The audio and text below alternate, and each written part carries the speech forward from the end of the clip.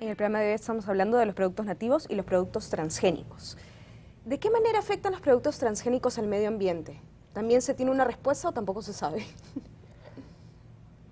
Estoy realizando una revisión de los trabajos que se han hecho sobre el tema, en especial con mi especialidad, que son los insectos.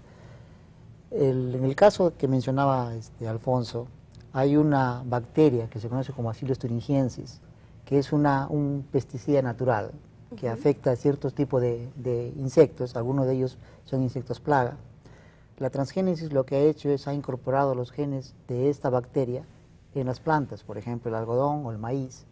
Ahora la planta se defiende produciendo las toxinas que la bacteria normalmente produce y las incorpora dentro de su tejido, de la planta. Los animales, o en el caso de los insectos, plaga, al alimentarse del tejido de la planta, obviamente se contaminan y mueren. Entonces es una defensa natural, supuestamente, según la idea de la transgénesis. Pero la pregunta es, si está matando a los insectos plaga, ¿qué pasa con los otros insectos a los cuales yo no quiero perjudicar? Claro, porque hay insectos que son beneficiosos para la planta. Justamente, que proveen servicios, por ejemplo, de polinización, o los llamados enemigos naturales, que son aquellos insectos que están en el campo de cultivo o en el ambiente y que están, por su estilo de vida, alimentándose, atacando o parasitando a los insectos que para nosotros son perjudiciales, que le llamamos insectos plaga. Entonces, la pregunta en este caso es, si yo estoy usando, por ejemplo, plantas transgénicas que están diseñadas para atacar o para defenderse contra insectos plaga, ¿qué pasa con los otros que me interesa a mí preservar? Claro. Que son parte y que son los amigos del agricultor. Y los resultados en este momento todavía no son muy concluyentes. El análisis de los estudios hechos principalmente en Norteamérica, en Europa y ahora en Asia arrojan resultados mixtos. En algunos casos hay efectos previsibles sobre los insectos buenos o los insectos benéficos. En otros casos los estudios dicen que no encuentran diferencias significativas. Ahora, esto hay que tomarlo con mucho cuidado todavía. No significa que en el futuro no puedan haber problemas con estos. Lo que necesitamos nosotros es obtener más información. El segundo problema, estos estudios están hechos para otras realidades. Para otro tipo de agricultura. Otro tipo de campos también. Otros insectos. Claro. Otros ambientes. Otra diversidad, claro. Entonces, lo que necesitamos nosotros es comenzar a acumular información sobre lo que tenemos. ¿Quiénes son los amigos del agricultor, por ejemplo, en costa? ¿Quiénes son los amigos del agricultor en sierra y en selva? ¿Y de qué manera nosotros podemos prever la introducción de, por ejemplo, algodón transgénico pueda tener efectos sobre estos componentes ambientales? ¿Y la tierra? ¿De qué manera se afecta? En el caso de estas plantas transgénicas, al morir, o las partes de la planta que no son cosechadas caen al suelo. Entonces también hay estudios que tratan de ver cuál es el destino de estas proteínas en realidad con relación a los componentes del suelo, por ejemplo, a los gusanos que están en el suelo, o a las lombrices, o a los artrópodos pequeñitos, a los animales que están dándole vida al suelo. Y todavía los estudios tampoco son muy concluyentes, pero sí se conocen, por ejemplo, estudios de laboratorio, que las toxinas de Bacillus thuringiensis sí se incorporan en los animales. En algunos casos, por ejemplo, pueden retardar su ciclo de vida. Depende mucho de la situación. Ese me parece sí un buen punto, porque la mayoría de los estudios respecto a los transgénicos se han hecho para realidades agrícolas distintas al Perú, donde hay otra tierra, otro clima, otros insectos, otras bacterias. Y menos diversidad. Y menos diversidad, esos monocultivos, ¿no? Y, perdón, una última consulta. ¿Es verdad que las plantas transgénicas no se reproducen naturalmente, sino que es necesario volver a comprar semillas transgénicas para volver a cultivarlas? Eso es lo que se conocía la tecnología Terminator. O sea, genera una dependencia con la persona que vende las semillas. Así es.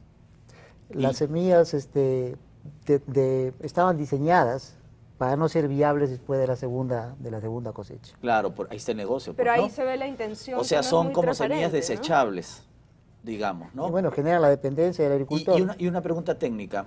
Si yo siembro un campo con semillas transgénicas ya estoy condicionando a ese terreno para siempre recibir semillas transgénicas, o yo, por ejemplo, podría regresar a la agricultura natural o tradicional de la zona. Imagínense, yo cultivo algodón, me vendieron las semillas, hice mi experimento, pero dije no me va a convenir. Entonces regreso. ¿Se puede regresar?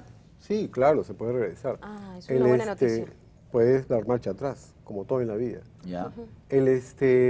Por ejemplo, en la agricultura orgánica, uno de los requisitos es que haya un proceso de 3 años para que el cultivo pueda ser certificado como orgánico, ¿no? Entonces es un periodo de transición obligatorio que se considera de que el campo queda limpio de sustancias químicas o de cualquier organismo que se haya usado anteriormente. Ya. Además hay un tema adicional, no solo, recuerden ustedes, estas proteínas que han sido insertadas en la planta, no solamente están en toda la planta, no solamente en las hojas y en los tallos, también en el polen. Y en aquellas especies que son polinizadas mediante el viento, por ejemplo. Entonces existe la posibilidad de que polen transgénico, proveniente de la planta transgénica, llegue a otros lugares o llegue a otros campos, por ejemplo el campo de mi amigo, en el cual tiene un campo orgánico y está recibiendo polen procedente de plantas transgénicas. Eso ha habido quiere, casos, claro, ha habido casos, eso quiere decir que lo más prudente para el caso peruano haya sido la publicación de este decreto supremo que establece una moratoria por un periodo de 10 años en el tema de los transgénicos. Digamos que es una buena noticia. Es una buena noticia y está muy bien. ¿Por qué?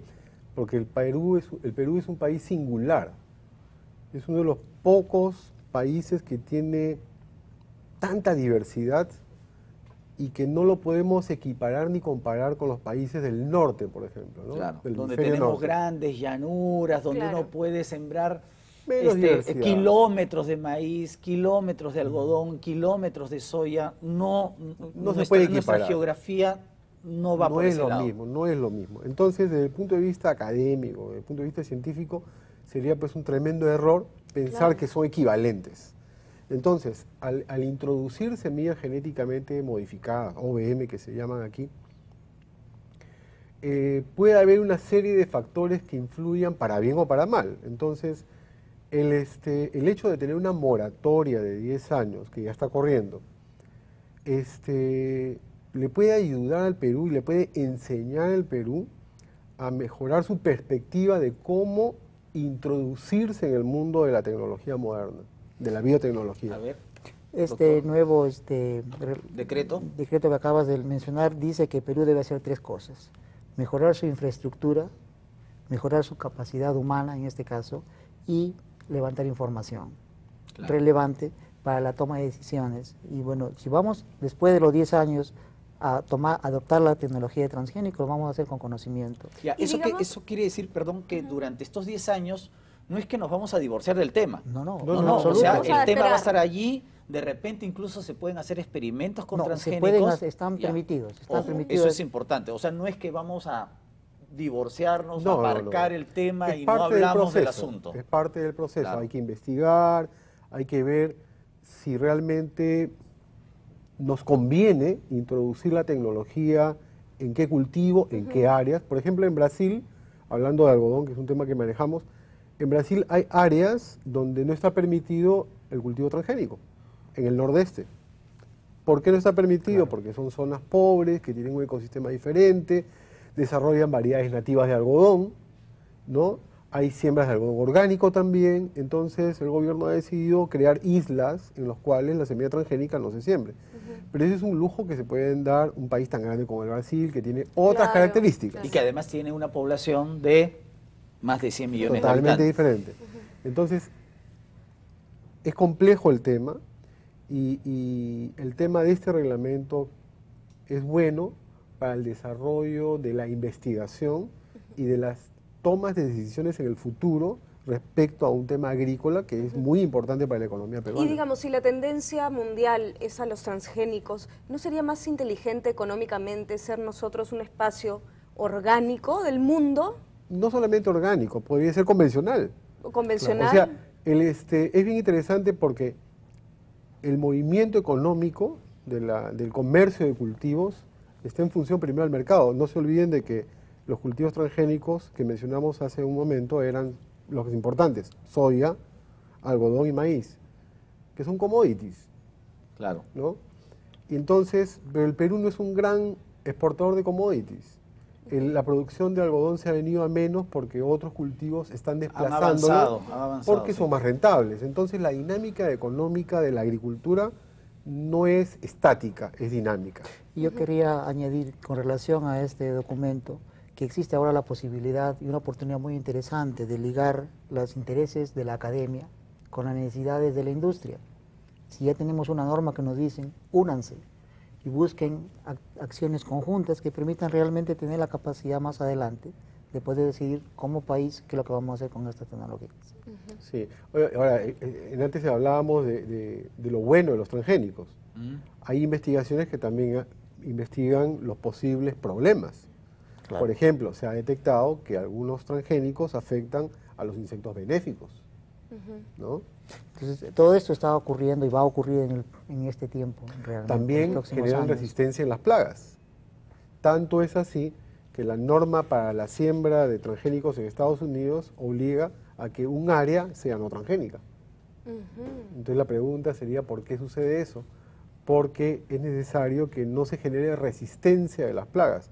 Y si el 100% de las plantas que se siembran son transgénicas, la presión sobre la plaga es tan alta que la resistencia se va a dar Claro. más Claro. rápido. Y yo creo que ya va quedando claro, a partir de lo que hemos conversado en este programa, que si queremos mejorar los niveles de nutrición y eliminar el hambre del Perú, hay que es una política orquestada que no tiene que ver exclusivamente con el cultivo de transgénicos. Hay una cuestión de carreteras, de medios de transporte Cultural. y de mejores políticas, Exacto. ¿no? Tantos experimentos fallidos que hemos tenido en los últimos años respecto a la agricultura.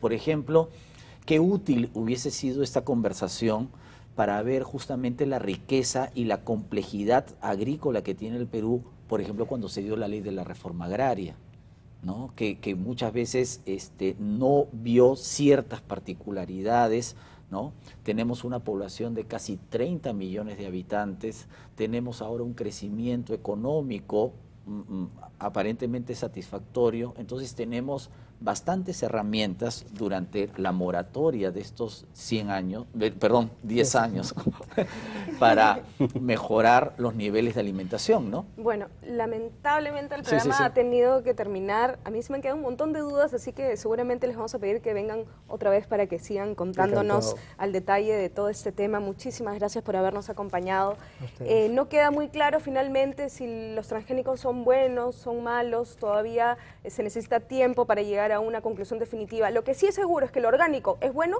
y seguro y sano. Así que nada, hay que consumirlo. Gracias, chao.